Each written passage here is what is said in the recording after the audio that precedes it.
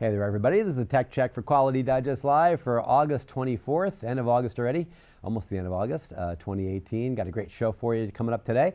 I'm going to be talking about a growth mindset. What is a growth mindset? Well, a growth mindset is an important thing to have in a leader because it enables you to help your organization grow. The opposition to that is a fixed mindset.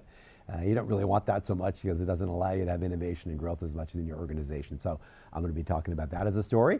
We also have a really interesting interview for you today with Kelly Allen. And Kelly is the chair of the advisory council of the W. Edwards Deming Institute. And Kelly's going to join us to talk about Deming and a conference they have coming up in October. Isn't that right, Kelly? That is correct. And to talk about Deming's relevance today, tomorrow, and for all time. Yeah, absolutely. A lot of our listenership are Deming fans, and I know you are as well. So we'll have an interesting discussion with you about that. That's coming up a couple minutes after the top of the hour, and we'll start right at the top of the hour here in about 9 minutes for this week's Quality Digest Live. So join us then.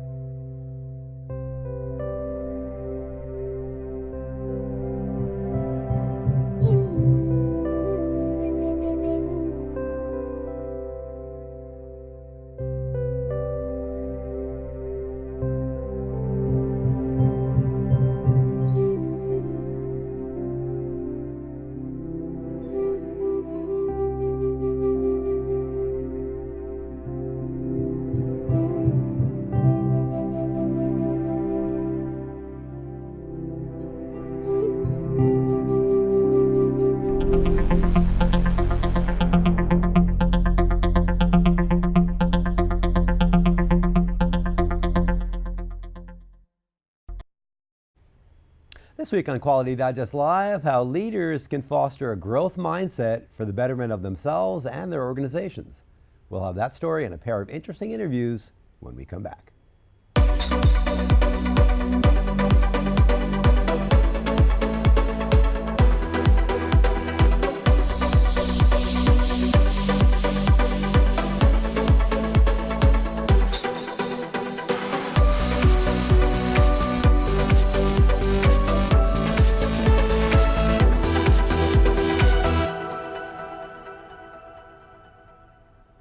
And welcome back to Quality Digest Live for August 24th, 2018. QDL is your weekly look at who and what is making the news in the world of quality.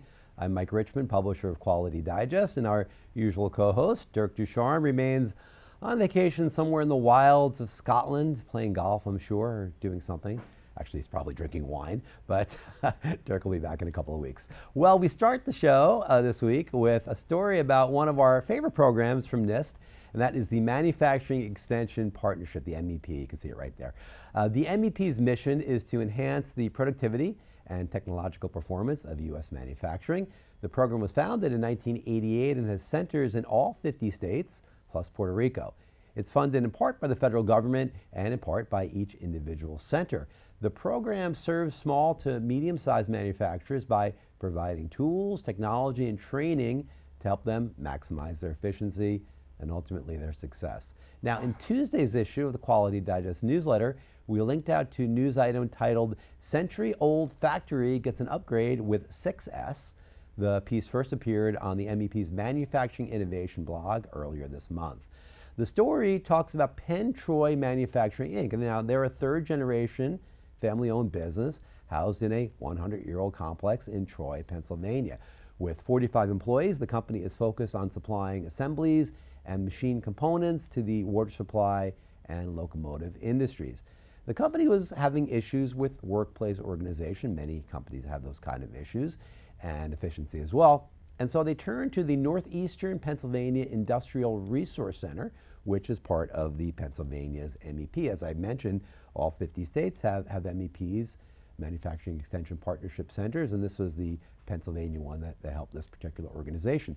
The MEP team came in and helped Penn Troy implement a 6S program, and 6S stands for 1 safety, 2 sort, 3 set in order, 4 shine, 5 standardize, and 6 sustain. Now, many of you may know 5S, but this one incorporated safety as a 6S as well.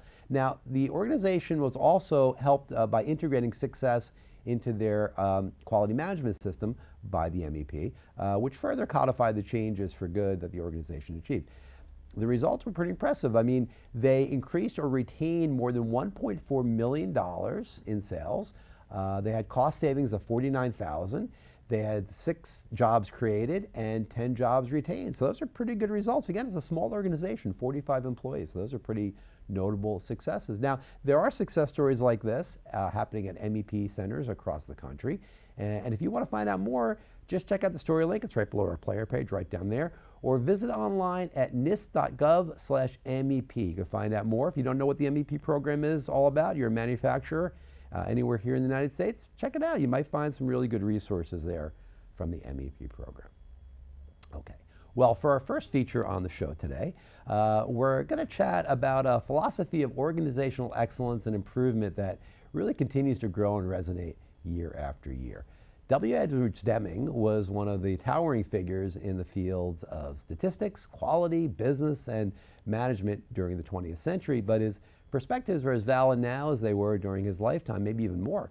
Deming's philosophy which were found, of course, in his well-regarded books like Out of the Crisis, as well as The New Economics, and his countless seminars to business leaders across the world. They're considered really a holistic and systematic approach to organizational transformation. The W. Edwards Deming Institute carries on the great man's legacy through workshops and seminars, scholarships, and conferences. In fact, the group's annual conference, Why Deming, Why Now, takes place October 5th and 6th in Manhattan Beach, California. Joining us now to chat about the Deming philosophy in this year's conference, which is, by the way, their 25th anniversary one, is Chairman of the Advisory Council of the W. Edwards Deming Institute, Kelly Allen. Kelly, welcome to Quality Digest Live. Wow, you did a great introduction there. It's my pleasure to be here. Well, let's start with the Deming philosophy. What is it? Why does it apply? And why is the philosophy still relevant today? Well, the Deming philosophy, if I oversimplify a little bit, is to help individuals and organizations be all that they can be. From an organizational perspective, it's so that everyone wins: owners, stockholders, employees, customers, suppliers, to achieve in part the Deming chain reaction, which is to create jobs, jobs, and more good jobs, because that's the foundation of a good, solid economy. In a nutshell, that's the high level view. As we dig down a little bit deeper, the way we accomplish that, the way Deming wanted us to accomplish that, is through the system of profound knowledge, which he outlines in the New Economics. And the system of profound knowledge is really just 4 points about how to go about optimizing the organization as a system. From an individual standpoint, I think it's especially interesting to your readers and listeners because they already have a core expertise related to the quality tools, which I sometimes refer to as technical quality.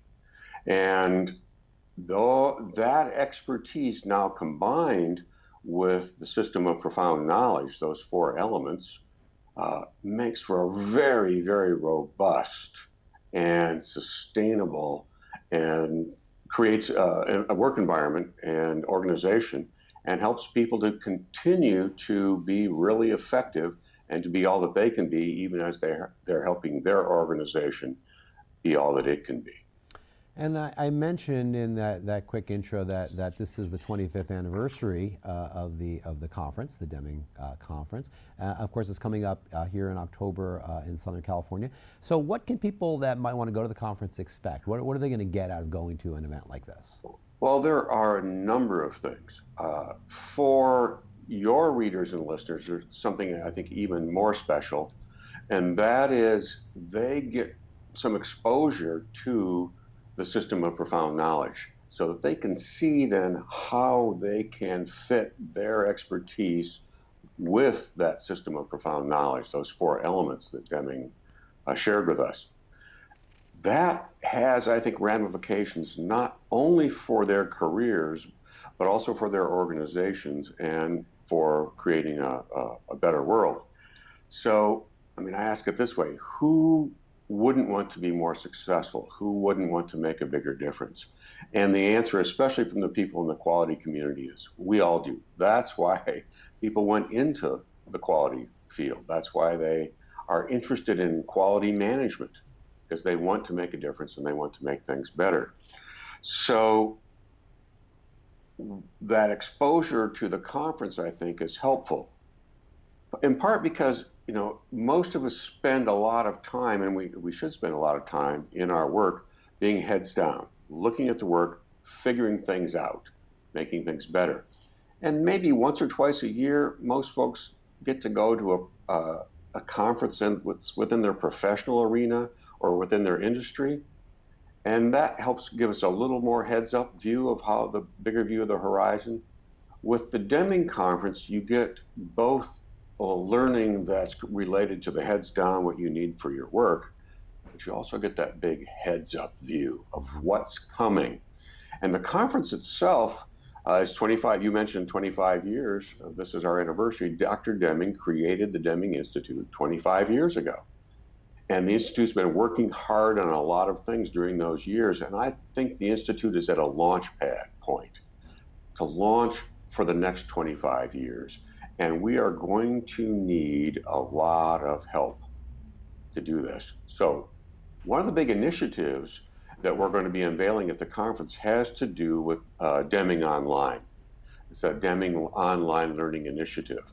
So every year the Institute can reach, through podcasts and seminars and papers, et cetera, a few thousand people, and that's great. But through this initiative, we're going to be able to reach that many people every month. And that's going to grow every month through the years. So we're going to be reaching hundreds of thousands of people. And we're basically a volunteer organization. So we like to engage more people in helping with that online learning, being facilitators, being focus group members, being engaged with creating the content. And the conference is the place where we want to meet you. We want to have you meet us, collaborate, have you get signed up to help. We're just not able to handle all that through email and telephone calls. So the conference is our kickoff point to engage your readers and your listeners with the Institute going forward. So we think that has powerful things both for career as well as just satisfaction. Well, Kelly, let me personalize this a little bit with you, because I know you've been with this institute for a while. You've worked in this space for a while. And what was it about the Deming philosophy that first attracted you personally? And how has it had an effect on you and your career in your life? How much time do you have? Briefly, the high level.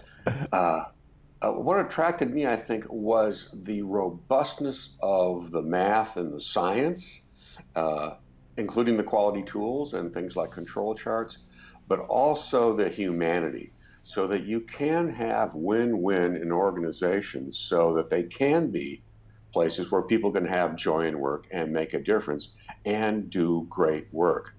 To my experience, and I've been doing this a long time and I read a lot, I have never seen another approach that is so holistic, integrated, and scientifically elegant. So there's nothing there that's missing, but everything that you need is there and it works together. And Kelly, in the minute or two we have left, maybe you can quickly just let people know. So how can they find out more information if people want to, come to the conference or just find out more about the Deming Institute? Where can they go? What can they do? Deming.org is the place to start. And one of the other new things that's going to be unveiled at the conference is some new software called ED for Ed Deming, Edwards Deming. And if they go to Deming.org and scroll down, they can click on Spotlight and they'll see how to get access to this new software. And it's sort of the perfect thing for quality practitioners, because it's that combination of the quality tools and integrated with the system of profound knowledge. So there's that variation, appreciation for a system, psychology, and the theory of knowledge. So PDSAs and operational definitions. And it's a beautiful thing. We're using it, and many of our clients are using it. It's so easy. Well, Kelly Allen, thanks again for joining us. That's a lot of great information. I think everyone out there appreciates that. I should also mention that one of your colleagues, Bill Bellows, actually has written an article for us that is going to be appearing in Quality Digest very shortly about why Deming, why now. Kind of expands on some of the points you just talked about why this is such a great time and why everyone really should be aware of what Deming represents. And so I want to obviously recommend everyone out there keep an eye peeled for that piece as well. Absolutely, and thank you. Thank you, Kelly. It was really great seeing you. We'll see you again. We'll see you at the conference in a couple of months. Oh, that'll be wonderful. Thank you, Kelly. All right, talk to you soon. All right, bye. Bye. Well, there it is. Yeah, good stuff there. We really like, a lot of you are such big Deming fans. We always love to cover what the Deming Institute is doing. And yeah, check out the story coming up from Bill Bellows soon. You'll find out more information about the conference and how you can participate on that. All right. Well, for the next feature, we're going to turn to the world of psychology to shed a little light and a little insight into how mindsets, particularly of leaders, can affect the effectiveness of organizations. How leaders can foster a growth mindset is the name of this article, which appeared in Monday's issue of the Quality Digest newsletter. It was written by consultant, speaker, and leadership coach Elena Love, and it first ran on the Smart Brief blog late last month. Now, Love's article jumps off from the work of Stanford University professor and researcher Carol Dweck. Many of you may know Dweck. You may have heard of Carol Dweck, or maybe you haven't. But from Dweck comes this idea that most people have either a fixed or a growth mindset. Those with fixed mindsets tend to believe that one's achievements come from their inherent qualities, like intelligence and inherent abilities. On the other hand, people with a growth mindset see the key to success as persistence and adaptability. So it's not so much where you start, it's where you end up. Kind of a very different perspective. The way that this manifests itself for organizational leaders isn't really very hard to see. Executives with fixed mindsets may tend to hire and promote people who are pretty much like themselves, who have certain inherent attributes and attitudes, but may shrink from experimentation out of a fear of failure. That's really a key thing of the fixed mindset, is failure is really set up as a big fear, and that you don't want to risk failure, so you don't take risks to succeed either. Eventually, and usually it doesn't take very long, that is going to lead to what you could call a stultifying culture in the organization in which no one takes any risks, and that's not a good thing. To encourage a growth mindset in yourself and in your company, Love Inner Peace suggests 4 behaviors, and I want to run through these fairly quickly. The first is to place a high value on learning. That means investing in yourself and your organizational knowledge base, even when times are tough. I mean, it's easy when financially things aren't going very well to cut off training and access to knowledge. But if you don't do that, you're going to fail to promote intellectual curiosity, and that's going to yield innovation. So if you don't do that, you run the risk of not doing those things. The second one is to admit when failures occur and capitalize on them. I mean, a hallmark, again, of the growth mindset is an ability to see failure as just a speed bump on the road to ultimate success. And you can support that perspective in your own organization by rewarding team effort as opposed to specific outcomes. Dweck talks about this within the framework of raising children. Not that managing a team and raising children are the same, but she talks about it from the perspective of, as a parent with a young child, you can either have a choice of someone, if your child does something well, you can say, well, you're so smart, it's so great you did that, you're so smart. Or you can say, that's so great you did that, you worked really hard to achieve that. They're different values that you're imparting there. So, giving people some props for the effort as opposed to just the outcome is really important. The third one of these is develop as many people as you can. I mean, instead of giving opportunities repeatedly just to a few of the rising stars, growth mindset leaders and organizations let everyone have a crack at finding solutions. I mean, you never know where that next great idea is going to come from. So it's really important that you spread that love around. And fourth and finally is stay open to feedback. Growth mindset leaders got that way because they listened and they acted appropriately to advice to improve. I mean, plus when you listen, when you really listen, don't just pretend to listen, but when you really listen to feedback from your team, you're building trust and you're showing them that you're going to walk your talk. You're not just going to say, well, we're a growth mindset organization, we're going to be open to ideas. But if you're closed off to ideas and closed off to being challenged, you probably have somewhat of a fixed mindset yourself. It's very hard to encourage a growth mindset attitude in an organization when you as a leader are a fixed mindset person. So be aware of that. And again, paying attention to those psychological cues and clues are really important factors. They're important factors for success, again, for yourself and for the organization. So you want to challenge yourself. And if you're falling into those fixed mindset behaviors, be aware of it and see if you can maybe do some things to help change your perspective. Okay, well, for our final piece of the show today, we have a little bit of time. We're going to cover Industry 4.0. And Industry 4.0 is a phrase that really has become synonymous with a kind of digital transformation that changes almost everything about how manufacturers operate. These organizations use tools such as the Industrial Internet of Things, IIoT, to enable continuous improvement and change and drive the kinds of change and performance gains needed to remain competitive. This places quality and safety leaders at something of a crossroads, however, since digitalization comes with risks as well as opportunities. Companies have traditionally viewed safety and quality as separate functions. The industrial sector has made really great progress in recent years towards integrating safety and quality at the enterprise level, mostly in the form of management systems, but to a lesser extent in terms of teams and processes and information systems, information technology systems too. The widespread availability and accelerating adoption of Industry 4.0 and smart manufacturing technologies creates a fresh opportunity for the quality and safety business functions to work together. But this can cause a fundamental change in how they relate to each other, as well as connect with plant equipment, systems and processes, and people, of course, in the never-ending quest to maximize value. Well, there's a lot there to chew on.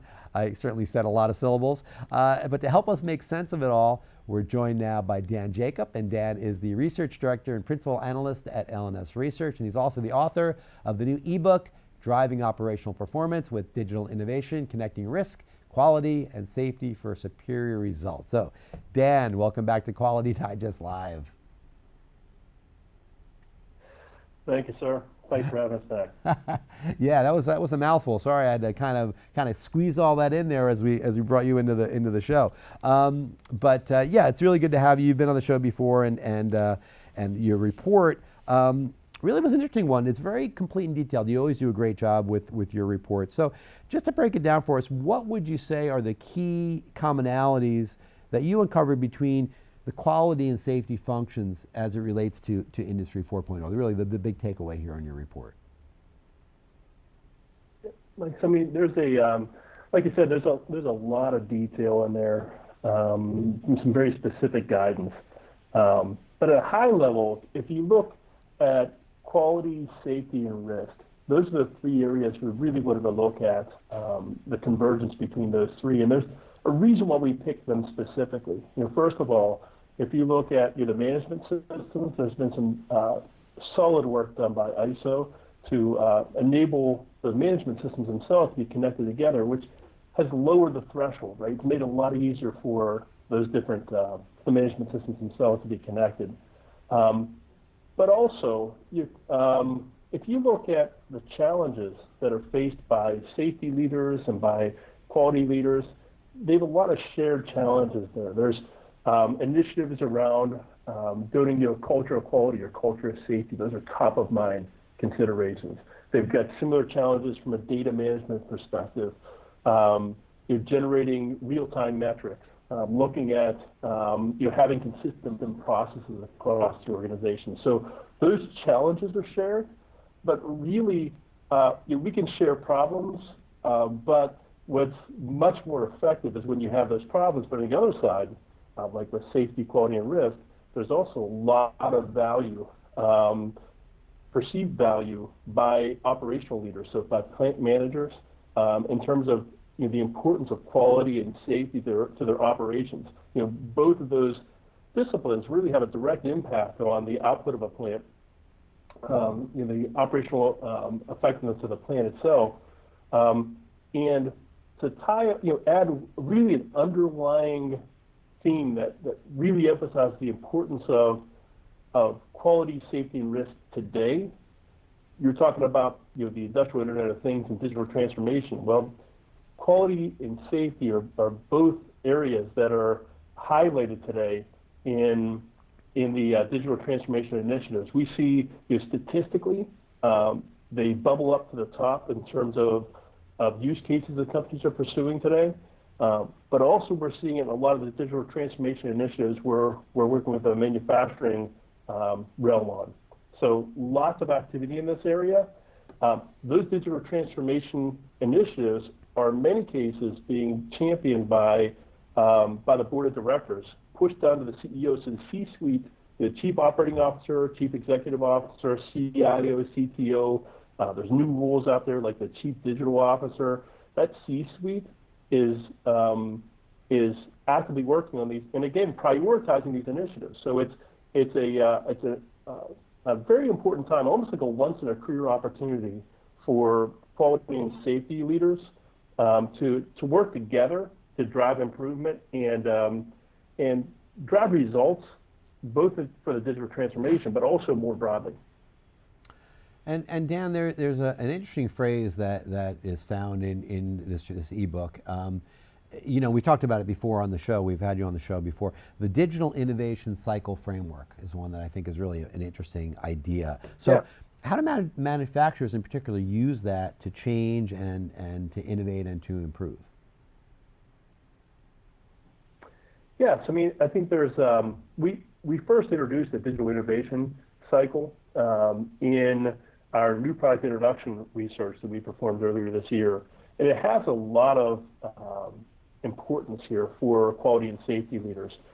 I think your discussion you just had about a growth mindset really applies perfectly to this. If you look at digital transformation in general, it's really about change, but there's also, and you hear a lot of talk about machine learning and roles and advanced industrial analytics, et cetera.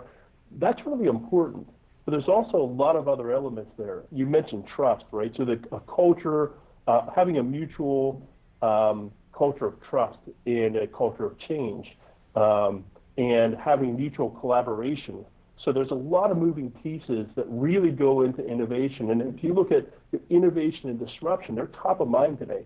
And for a good reason. It's not just about the Ubers and the Airbnbs and all that kind of stuff. There's disruption occurring across entire industry segments right now, where there's maybe some brands that are aging and new competitors that are coming in and changing the marketplace. So lots of impact out there from an innovation perspective. So it's top of mind, again, C-suite level stuff. And when you look at all this, the way we've defined the digital innovation cycle, it breaks it out into a couple key pieces. So you can recognize both the importance of insights as well as ambiguity around those insights. So again, as a quality or safety leader, take a step back and look at where are insights coming from? Do we have a good grasp on our traditional insights like cost of work quality? Do you measure that on a regular basis? Do you have visibility in terms of the root causes that are driving some of those challenges you might be facing there? You have customer complaints, non-conformances, a lot of those elements. But also new insights that can drive in deeper and give you insights into, for instance, just whether or not a semiconductor wafer failed, but what the conditions were that led up to that wafer failure. Are there segments of the wafer that are still usable, et cetera, et cetera? Are there certain tests that you're running that aren't necessarily delivering high value versus others? What are those decisions you can make now with a data-driven mindset that are reduce some of that ambiguity and increase your insights? But that's one piece. The second piece is actually taking that and adapting it internally, and then making a decision. So you got to be able to pull the trigger, and then finally acting. And there's a lot of frameworks and stuff we have in place, culturally and people and process already in place to help decide and how we act. So how do you go through that process and really drive innovation, both around new products, but also we're seeing a ton of use cases and innovation occurring in operations. And again, with quality and safety's priority today in digital transformation, and I'm not sure that priority is going to remain on the same topics a few years from now. Really today, it's really critical to be engaged as a quality and safety leader to assess where you stand and how to drive innovation. Yeah, that's a key point. And one thing that we should talk about here, we have a couple minutes left, is weaving risk into this too. You kind of alluded to risk in some of those examples. So ultimately, what did your findings or do your findings show in terms of the key benefits of integrating risk as well as quality and safety in this way? Yeah, so I mean, risk is really, first of all, it's top of mind in the quality and safety world today, and for good reason. A lot more focus from the management systems on this topic. And because it's such an important part of having a proactive approach, a proactive stance to improving quality and safety. So there's a lot of potential value to be derived from risk, but we still approach it in many cases in a similar fashion to what we've done for the last several decades. It's not that there's been process enhancements, but the underlying data that drives this is still, there's a lot of gaps, right? It kind of goes right back to that digital innovation cycle we talked about, the insights and the ambiguity. There's a lot of ambiguity in terms of our risk. And those who are taking a digital approach, transformed approach around risk, have much deeper insights in terms of what's working, what isn't, and identifying them, quantifying them, mitigating them, validating that the mitigations have worked, et cetera. So there's a lot of opportunity there to become more proactive and take better insights that lead to a more proactive approach. Well, Dan Jacob, it's always a pleasure to have you on the show. You always provide great insight into the realities of the manufacturing world. I thank you for joining us today. You have an article actually coming up with us in another week or two that the audience out there should be aware of that's going to further break down the report and your findings a little bit. So we'll be able to publish that for you guys, and the audience will be able to check that out as well. Yeah, thanks. Thank you, Dan. You have a great weekend. We'll see you. You too. Alrighty, well that's our show, everybody. Thank you all for joining us too. A couple of good interviews for you today. We have another one coming up for you next week. We're going to be looking at some more interesting stuff with regard to ISO. So join us then, and of course join us next Monday. We have a big week of Quality Digest newsletter coming up for you then. And like I say, next Friday back here for Quality Digest Live. So you all have a great weekend. We'll see you then.